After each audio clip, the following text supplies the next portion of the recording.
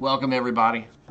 We've got another night of Flawed Man of God and my reading and walkthrough of the Bible piece by piece. My name's Stuart Davis. I'm a deacon at a small church just outside of Richmond, Virginia. I'm not a biblical scholar. I'm not here to try to get you to join my congregation or to donate to any special cause. What I am here to do is offer you some insights and exposure to the thoughts and feelings of what I would consider myself your average Christian, and how we are all flawed people and that we are all working to better ourselves, but also giving you some insights into what Christianity is all about. And that's what this walkthrough is all about, is getting people some exposure to what is actually in the Bible. So I'm still messing with this camera because I kind of messed with it at the beginning. There we go. We're going to finish Genesis tonight. It's going to be a little bit longer live stream than normal, and part of that is going to be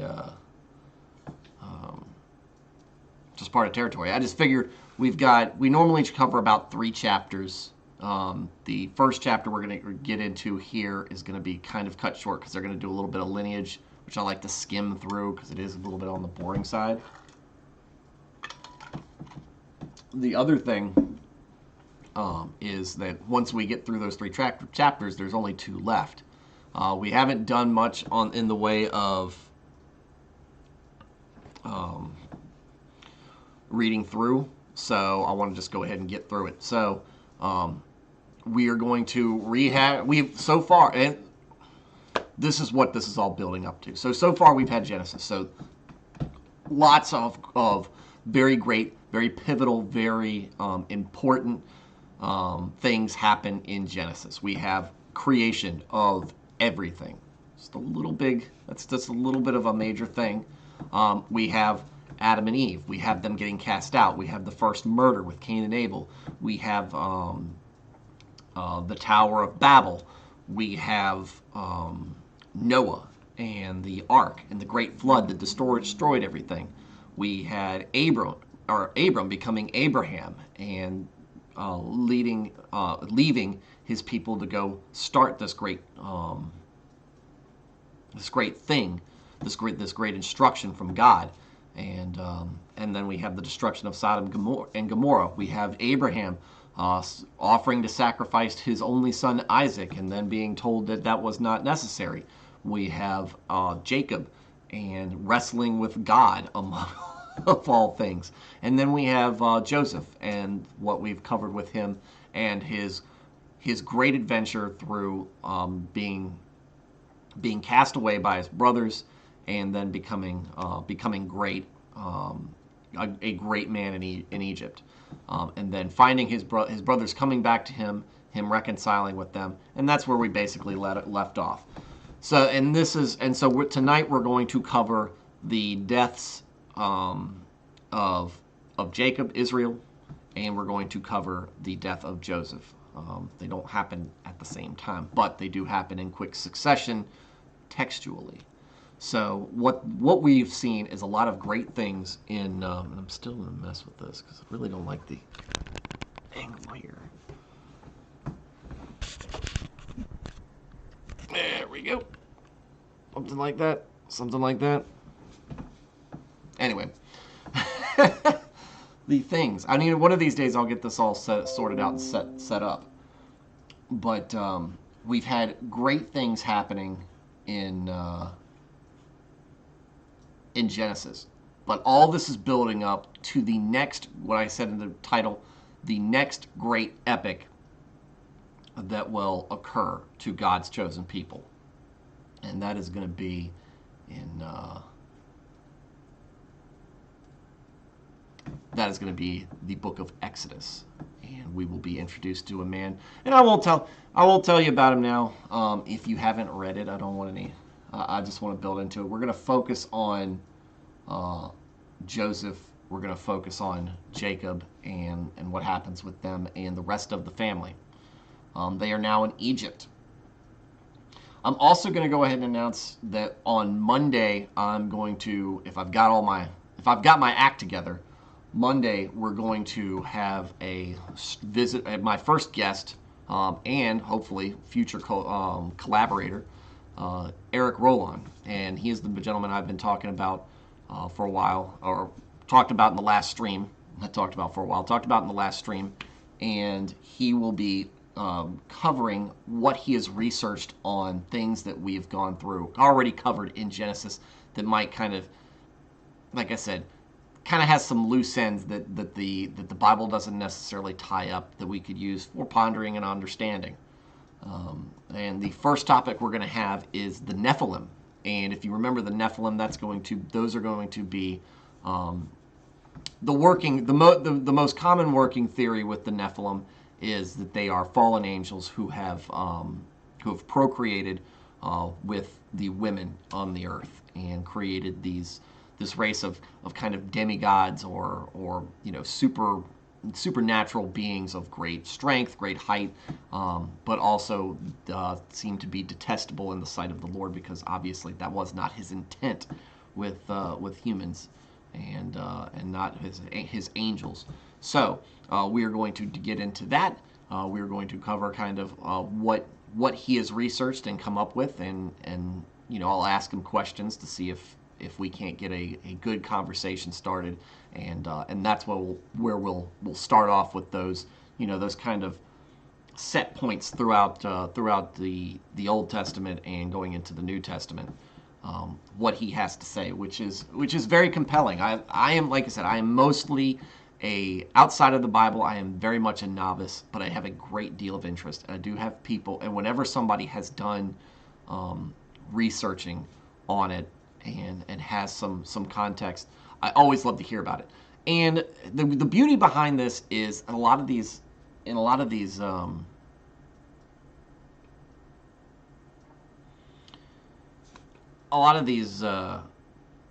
these things that we're going to talk about, they can be extra added information for you if you're interested. They can be something that you can use to kind of just, I don't know, spice up kind of what goes on in the Bible. And at least with the first few things that we're going to be talking about, nothing that we're talking about, if it seems too fanciful, unbelievable for you, number one, always look at the mindset that it generally is always possible for things to go on that are beyond the explanation of science and human understanding. God is the ultimate being, and there are supernatural things that do happen around us that are involved in creation and everything. But at the same time, it's sometimes too much for us to really just be able to reconcile in our heads. And while some of us might have the imagination or the faith or whatever you call it, to feel like this stuff is believable and legitimate, you might not. But that's not a slam against you. That's not a problem with you as a person. It's just it's not something that you can really bring yourself to believe. And for a good reason, we might not even be true. This, because these are theories. These are things that we are believing in. But what we're talking about does not take away from the fundamentals that God has set forward for us. And that's the important thing. Always worry about the fundamentals first. Worry about these other theories, and they're great for discussion. They're great for for further understanding and education later. But the fundamentals are what's important to establish a relationship with God, not all this other stuff. You might find it interesting. I hope you find it interesting. That's why I want to include it in here. But don't get discouraged with yourself if it's too much for you to really buy into. You don't need to buy into it. And like I said, this is stuff that has been researched and theorized and thought upon.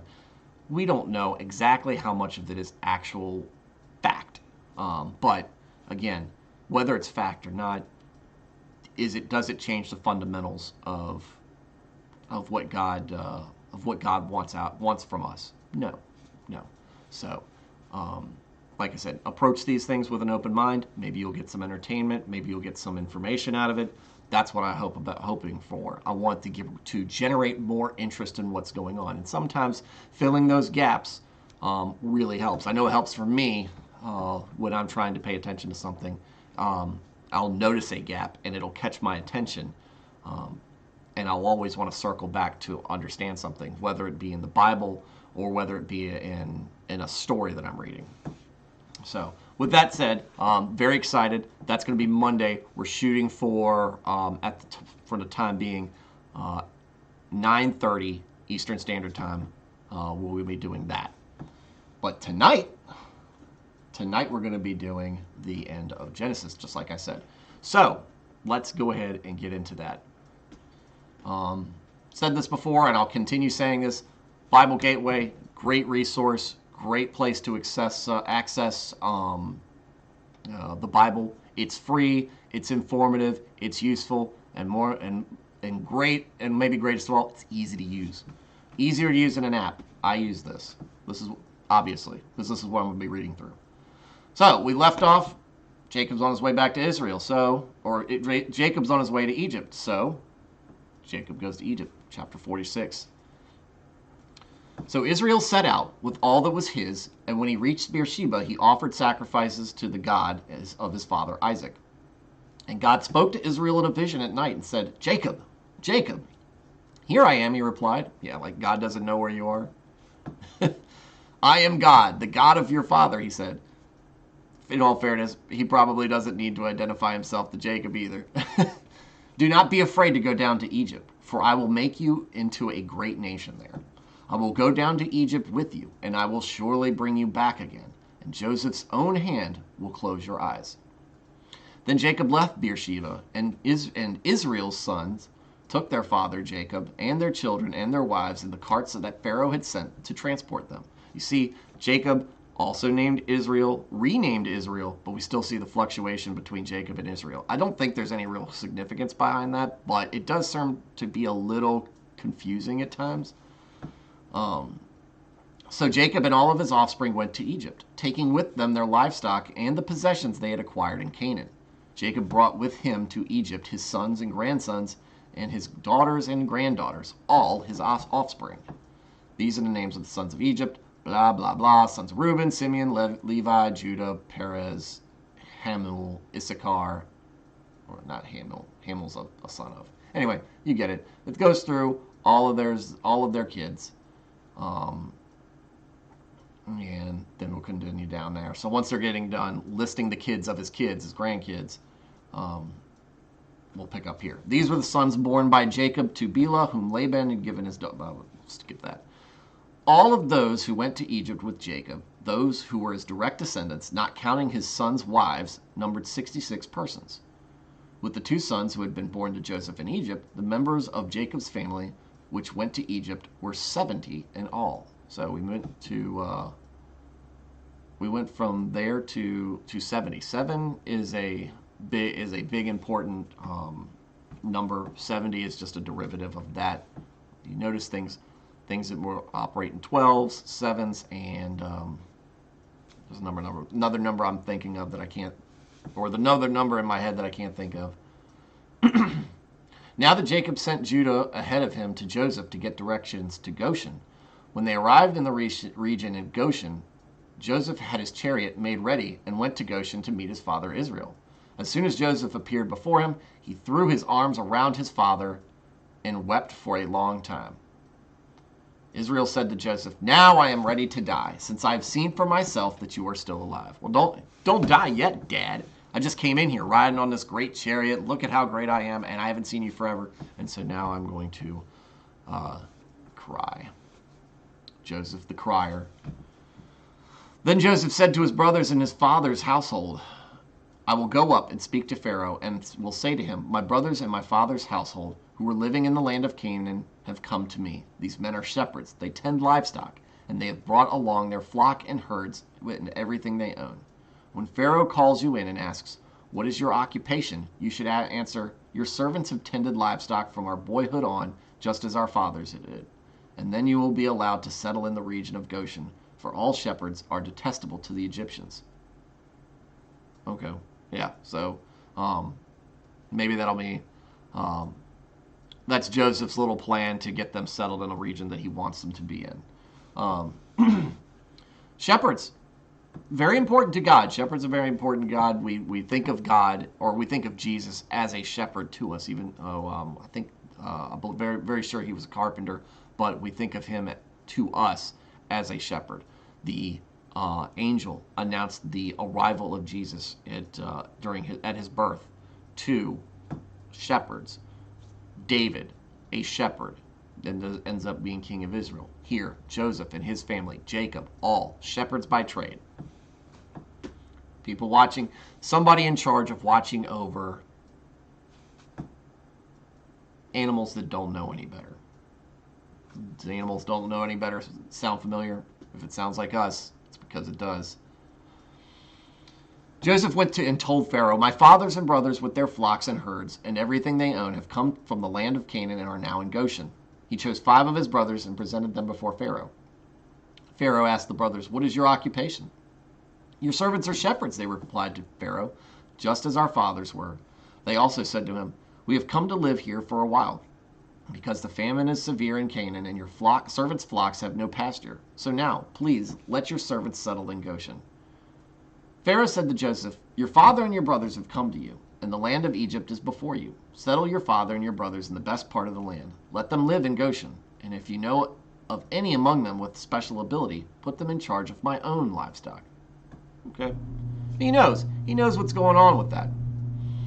Then Joseph brought his father Jacob in and presented him before Pharaoh. After Jacob blessed Pharaoh, Pharaoh asked him, "How old are you?"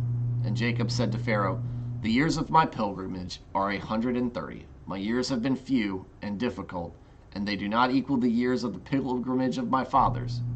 Then Jacob blessed Pharaoh and went out from his presence. I think Jacob's been in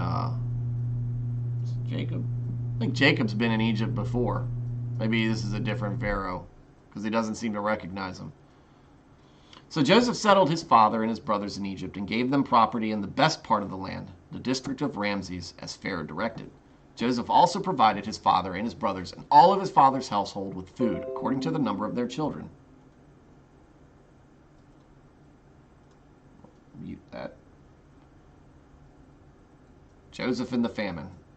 So there was no food, however, in the whole region because the famine was severe. So we're still actually in the middle of this famine. Remember, Joseph came in, told him that God was going to give them 7 years of great harvest and then 7 years of extreme famine. And so now it was the famine that brought Joseph's brothers to Egypt, and where this whole thing came from. We were kind of in the middle of that famine. It's still going on. Both Egypt and Canaan wasted away because of the famine. Joseph collected all the money that was to be found in Egypt and Canaan in payment for the grain that they were buying, and brought it to Pharaoh's palace. When the money of the people of Egypt and Canaan was gone, all Egypt came to Joseph and said, "Give us food. Why should we die before your eyes? Our money is all gone." "Then bring your livestock," said Joseph. "I will sell you food in exchange for your livestock, since your money is gone."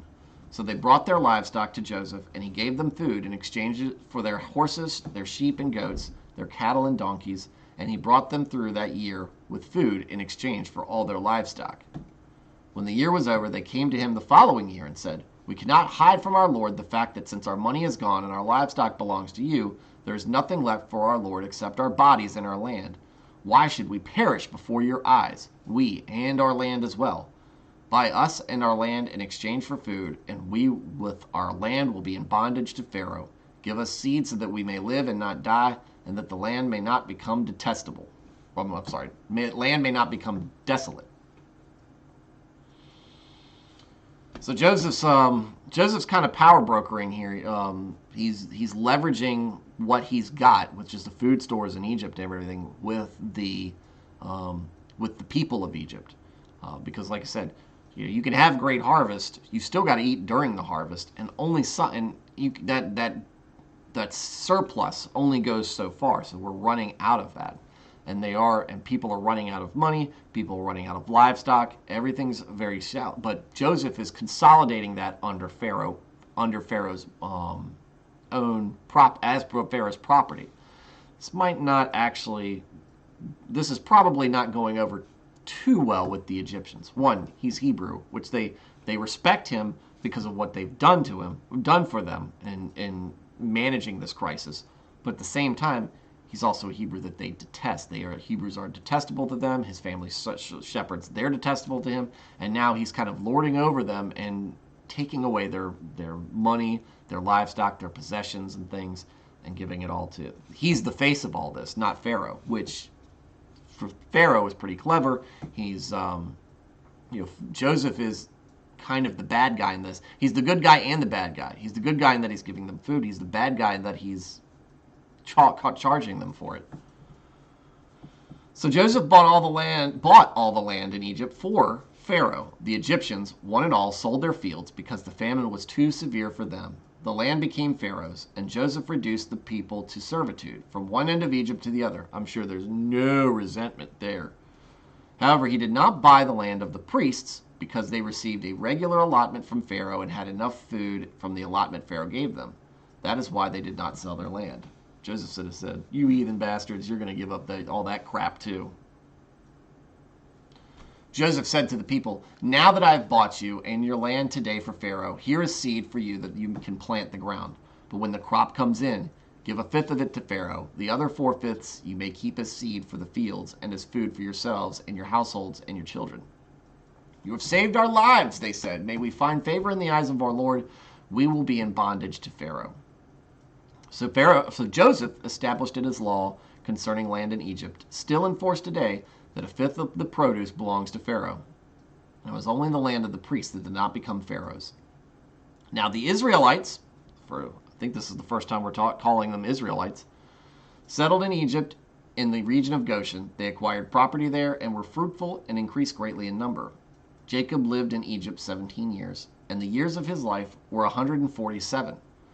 When the time drew near for Israel to die, he called for his son Joseph and said to him, "If I have found favor in your eyes, put your hand under my thigh and promise that you will show me kindness and faithfulness. Do not bury me in Egypt, but when I rest with my fathers, carry me out of Egypt and bury me where they are buried." "I will do as you say," he said. "Swear to me." "Swear to me." "Swear to me," he said. Then Joseph swore to him, and Israel worshipped as he leaned on the top of his staff. I don't know why he's doubting Joseph. Joseph's always been good to him. But, he wants to make sure he swears it. Maybe there might be some doubt from Jacob because Joseph has spent so much time in Egypt, he's worried about him, just becoming too Egyptian, maybe. And he wants to make sure that he swears to him to be right, because he does not want to be does not want to be buried in Egypt. He wants to be buried with his fathers. And God said that Joseph was going to carry him out of there. Chapter 48, Manasseh and Ephraim. Sometime later, Joseph was told, "Your father is ill." So he took his 2 sons, Manasseh and Ephraim, along with him. When Jacob was told, "Your son Joseph has come to you," Israel rallied his strength and sat up in the bed. Jacob said to Joseph, "God Almighty appeared to me in Luz, in the land of Canaan, and there he blessed me. And he said to me, I am going to make you fruitful and increase your numbers. I will make you a community of peoples, and I will give you this land as an everlasting possession to your descendants after you." I can't say this in an old dying man's voice. "Now then, your 2 sons born to you in Egypt before I came to you here will be reckoned as mine. Ephraim and Manasseh will be mine, just as Reuben and Simeon are mine. Any children born to you after them will be yours. In the territory they inherit, they will be reckoned under the names of their brothers. As I was returning from Padan, to my sorrow Rachel died in the land of Canaan while we were still on the way, a little distance from Ephrath. So I buried her there beside the road to Ephrath, that is Bethlehem." Bethlehem. This is important, people. I mean, or just coincidental, or just, whatever. But Bethlehem. Hey, look, it's nearly Christmas time. When Israel saw the sons of Joseph, he asked, "Who are these?" "They are the sons God has given me," Joseph said to his father. Then Israel said, "Bring them to me so I may bless them." Israel's eyes were failing because of old age, and he could hardly see, which is probably why he asked, because I guarantee you this is not the first time he's met these kids. So Joseph brought his sons close to him, and his father kissed them and embraced them. Israel said to Joseph, I never expected to see your face again, and now God has allowed me to see your children too. Then Joseph removed them from Israel's knees and bowed down with his face to the ground. And Joseph took both of them, Ephraim on his right towards Israel's left hand, and Manasseh on his left toward Israel's right hand, and brought them close to him. But Israel reached out his right hand and put it on Ephraim's head, though he was the younger, and crossing his arms, he put his left hand on Manasseh's head, even though Manasseh was the firstborn. Jacob, you up to your old tricks again. You know you were the second born on twins. And then you stole the inheritance. But then he blessed Joseph and said, May the God before whom my fathers Abraham and Isaac walked faithfully, the God who has been my shepherd all my life to this day, the angel who has delivered me from all harm, may he bless these boys. May they be called by my name, and the names of my father Abraham and Isaac, and may they increase greatly on the earth. When Joseph saw his father placing his hand on Ephraim's head, he was displeased. So he took hold of his father's hand to move it from Ephraim's head to Manasseh's head. Joseph said to him, No, my father, this one is the firstborn. Put your right hand on his head. But his father refused and said, I know, my son, I know. He too will become a people, and he too will become great. Nevertheless, his younger brother will be greater than he, and his descendants will become a group of nations. He blessed them that day and said, In your name will Israel pronounce this blessing. May God make you like Ephraim and Manasseh. So he put Ephraim ahead of Manasseh. Then Israel said to Joseph, I am about to die, but God will be with you and take you back to the land of your fathers. And I will give you one more ridge of land and I will give you out. Then to you I give one more ridge of land than to your brothers, the ridge I took from the Amorites with my sword and my bow. Jacob recalling his gold war days, and not his old prankster days. Jacob blesses his sons. This is important, I think. Yes. Yes. I think so, as we read through this. Then Jacob called for his sons and said, Gather around so I can tell you what will happen to you in days to come. Assemble and listen, sons of Jacob. Listen to your father, Israel. Reuben, you are my firstborn, my might, the first sign of my strength, excelling in honor, excelling in power. Turbulent as the waters, you will no longer excel, for you went up unto your father's bed, onto my couch, and defiled it. There's got to be more to this story, but sounds like Jacob is a little mad about something, holding a grudge about something that we don't really know about. Simeon and Levi are brothers. Their swords are weapons of violence. Let me not enter their council. Let me not join their assembly. For they have killed men in their anger, and hamstrung oxen as they pleased. Cursed be their anger, so fierce, and their fury so cruel. I will scatter them in Jacob and disperse them in Israel. I think Simeon and Levi are the ones who went after, or at least the ones who led the assault on the city, on the town where the man lived who raped their sister. I think it was Simeon and Levi who said, "What were we supposed to do? Let him treat our sister like a whore." He apparently still does not approve of that, and has because of those actions, it has led to their to what Jacob is telling them. They are not to be really counseled or really considered in their assembly. I might need to read this, and this is probably going to be the blessings of here. I'm already saying it right now, calling it right now. The blessings of Jacob to his sons are going to be something that I would love to go back and review, because I think this is important. Because I think when I've read this before in the past, it's very foretelling, I think, about how the 12 what ends up becoming the 12 tribes of Israel and of the Hebrews and the Jews.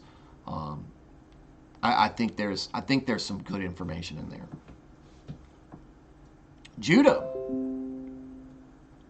thought I turned the volume off. Stop it. Judah, your brothers will praise you, and your hand will be on the neck of your enemies. Your father's sons will bow down to you. You are a lion's cub, Judah. You return from the prey, my son. Like a lion, he crouches and lies down. Like a lioness, who dares to rouse him?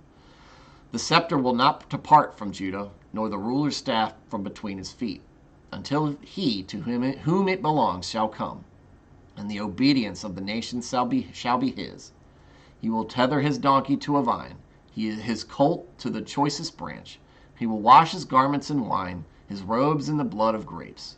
His eyes will be darker than wine, his teeth whiter than milk. No, you're being blessed with good dental hygiene. Also, a lot of other stuff. All right, so Judah's not really the greatest dude. He's done some pretty things, but he's getting quite the blessing here from Jacob. Maybe this might be partly because when Jacob was doubting and upset and depressed over sending Benjamin, Judah was the one who stood up and said that he would look out for Benjamin. And when Benjamin got in trouble, Judah was the one who stood up and said, take me, not him, because I told my father and I owe it to him. I think Judah was also one of the ones that was very antagonistic towards Joseph. But as we see here, Judah's getting quite the praise and quite the blessing. Zebulun will live by the seashore and become a haven for ships. His border will extend towards Sidon, someplace. Zebulun will get boats, which, if he's a man who likes fishing, that's all the blessing he needs. Issachar is a raw-boned donkey lying down among the sheep pens. When he sees how good is his resting place and how pleasant is his land, he will bend his shoulder to the burden and submit to forced labor. Okay. Don't know how to interpret that too much other than he's going to like some of his land so much that he's not going. It sounds like he's going to like where he's at so much that he might not mind being put into forced labor, becoming a slave, maybe. That's right around the corner. Spoilers. Dan will provide justice for his people. As one of the tribes of Israel, Dan will be a snake by the roadside, a viper along the path that bites the horse's heels so that its rider tumbles backward. Okay. Interesting dichotomy here. We've got Dan providing justice, so we see him as someone who brings justice to his people, but at the same time he's being compared to a snake, which we're still in Genesis. The snake is very much in competition and very much at odds with mankind because of what happened in the Garden of Eden. So that's a very interesting contrasting comments from Jacob. But again, we're definitely going to have to come back and revisit this. I look for your deliverance, Lord. Taking a pause. Gad will be attacked by a band of raiders, but he will attack them at their heels. Asher's food will be rich.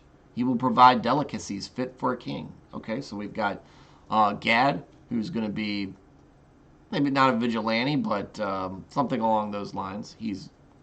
You will be attacked by a band of raiders, but he will attack them at their heels. He's going to follow after them, seeking retribution and recompense. Asher's food will be rich. He will provide delicacies fit for a king. Hey, that's good. Everybody wants a good baker in there, or good cook. Naphtali is a doe set free that bears beautiful fawns. Okay. Joseph is a fruitful vine near a spring, whose branches climb over a wall. With bitterness, archers attacked him, but they shot at him with hostility. But his bow remained steady. His strong arm stayed limber. Because of the hand of the mighty one of Jacob, because of the shepherd, the rock of Israel, because of your father's God who helps you, because of the Almighty who blesses you, with blessings of the skies above, blessings of the deep springs below, blessings of the breast and womb. Your father's breast blessings are greater than the blessings of the ancient mountains, than the bounty of the age-old hills. Let all these rest on the head of Joseph, on the brow of the prince among his brothers. Like, you didn't think that Jacob was going to leave that for Joseph. You knew that was coming. Benjamin is a ravenous wolf. In the morning he devours the prey. In the evening he divides the plunder. Okay. That's a big jump. I don't know. Benjamin's grown up a little bit. Benjamin's a ravenous wolf. Joseph, I'm going to backtrack a little bit to Joseph. We see a lot of blessings here, but a lot of, again, Joseph is somebody who gives a lot of what's been given to him, or maybe all that's been given to him, gives that credit to God. What we see here is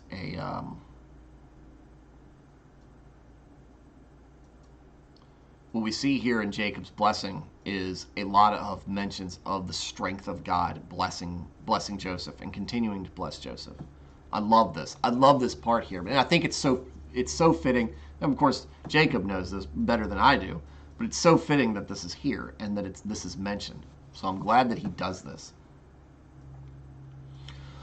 All these are the 12 tribes of Israel, and this is what their father said to them when he blessed them, giving each the blessing appropriate to him. The death of Jacob. Then he gave them these instructions. I am about to be gathered to my people. Bury me with my fathers in the cave in the field of Ephron the Hittite, the cave in the field of Machpelah, near Mamre in Canaan, which Abraham bought along with a field as a burial place for Ephron the Hittite. There Abraham and his wife Sarah were buried. There Isaac and his wife Rebekah were buried. And there I buried Leah. The field and the cave in it were bought from the Hittites. When Jacob had finished giving instructions to his sons, he drew his feet up into the bed, breathed his last, and was gathered to his people.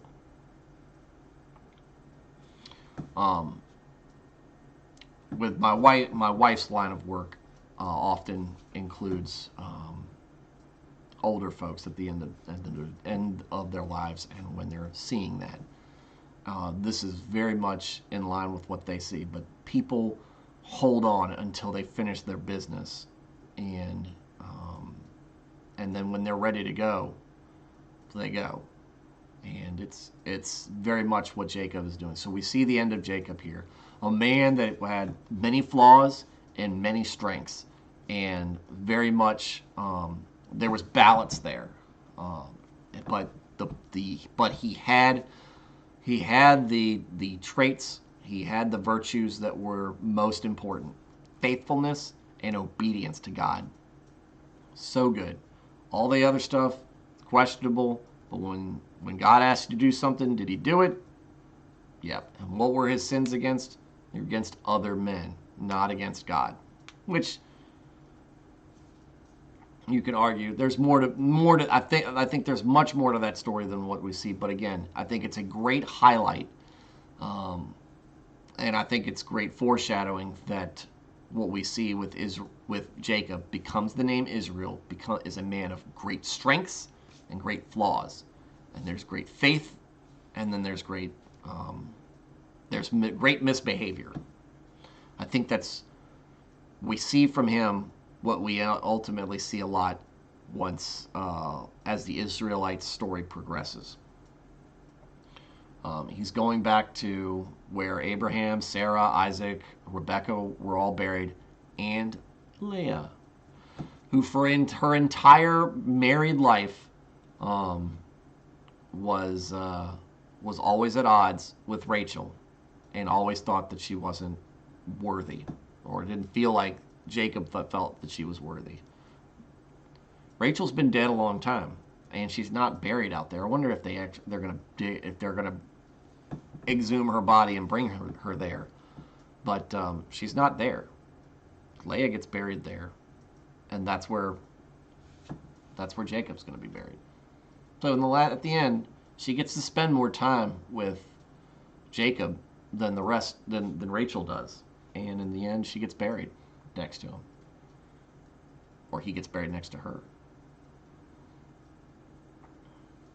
Chapter 50, the last chapter of Genesis. Joseph threw himself on his father and wept over him and kissed him, because we know that's what Joseph does. It's understandable in this situation. One of the greatest men of God so far, or one of the great men of God, has now passed away, and he's also your dad. Joseph threw himself on his father and wept over him and kissed him. Then Joseph directed the physicians and his servants to embalm his father Israel. So the physicians embalmed him, taking a full 40 days, for that was the time required for embalming. And the Egyptians mourned him 70 days. This is probably a pretty big honor because, again, we say they don't even eat with Hebrews, much less, do these other things. But here we see them mourning. When the days of mourning had passed, Joseph said to Pharaoh's court, "If I have found favor in your eyes, speak to Pharaoh for me. Tell him, my father made me swear an oath and said, I am about to die. Bury me in the tomb I dug for myself in the land of Canaan. Now let me go up and bury my father, then I will return." Pharaoh said, "Go up and bury your father as he has made you swear to do." So Joseph went up to bury his father. All Pharaoh's officials accompanied him, the dignitaries of his court and all the dignitaries of Egypt, beside all the members of Joseph's household and his brothers and those belonging to his father's household. Only their children and their flocks and herds were left in Goshen. Chariots and horsemen also went up with him. It was a very large company. Oh, thank you. Yes, it is definitely indeed a very large company. Quite the procession. He's getting quite the send-off. And it's from Egypt. Again, Egypt, for the most part, has, even though they have their biases, they have their what do you call it? Their I guess their racism in here in this towards enmity towards the Hebrews. At the same time, Joseph and his family seem to be a little bit different. And if we go back with Abraham, the dealings that they've had with Egypt have always been positive. When they reached the threshing floor of Atad near the Jordan, they lamented loudly and bitterly. And there Joseph observed a 7-day period of mourning for his father.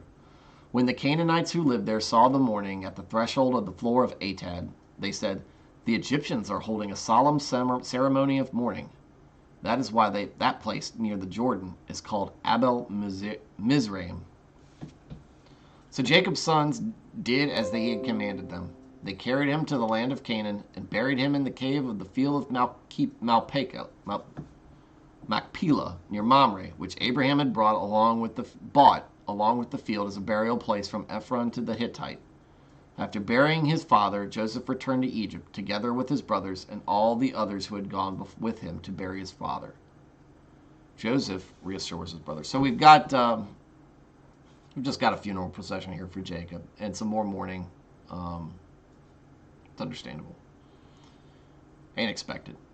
Joseph reassures his brothers. When Joseph's brothers saw that their father was dead, they said, "What if Joseph holds a grudge against us and pays us back for all the wrongs we did to him?" So they sent word to Joseph, saying, "Your father left these instructions before he died. This is what you are to say to Joseph. I ask you to forgive your brothers the sins and the wrongs they committed in treating you badly. Now please forgive the sins of the servants of the God of your father." When their message came to him, Joseph wept. Did they make that up? Is that a real message? That doesn't sound like what he doesn't say that anywhere else.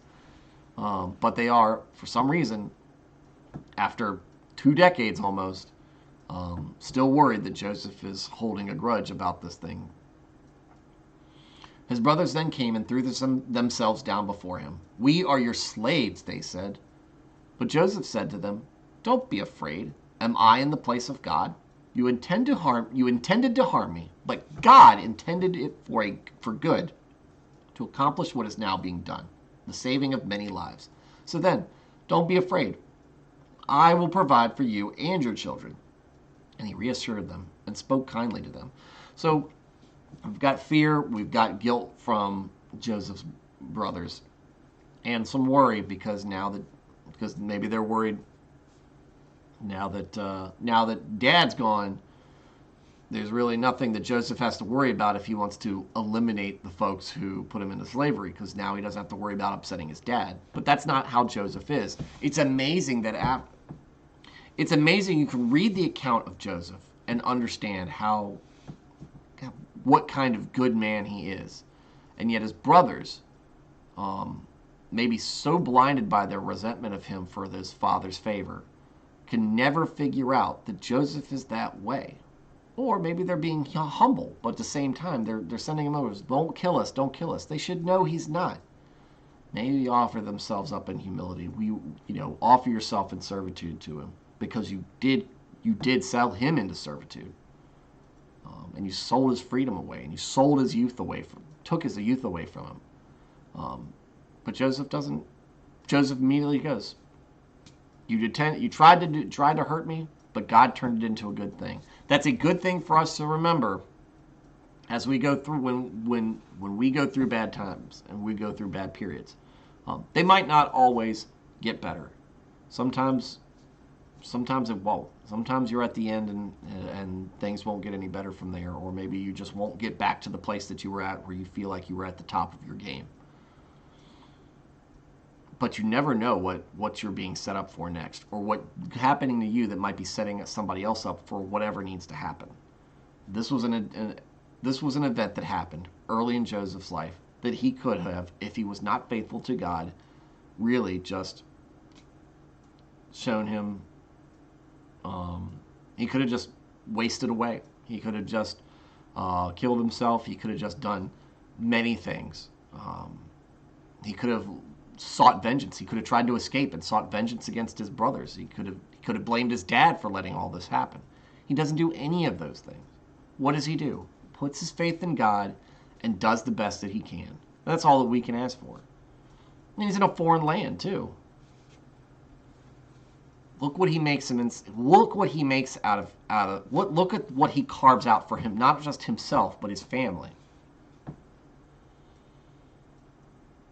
The death of Joseph. Joseph stayed in Egypt, along with all of his father's family. He lived 110 years and saw the third generation of Ephraim's children. Also, the children of Machir, son of Manasseh, were placed at birth on Joseph's knees. Then Joseph said to his brothers, I am about to die, but God will surely come to your aid and take you up out of this land to the land he promised on oath to Abraham, Isaac, and Jacob. And Joseph made the Israelites swear an oath and said, God will surely come to your aid, and then you must carry my bones up from this place. So Joseph died at the age of 110, and after they embalmed him, he was placed in a coffin in Egypt. So they're putting him in a coffin in Egypt. He's probably getting buried, but again, he's not talking.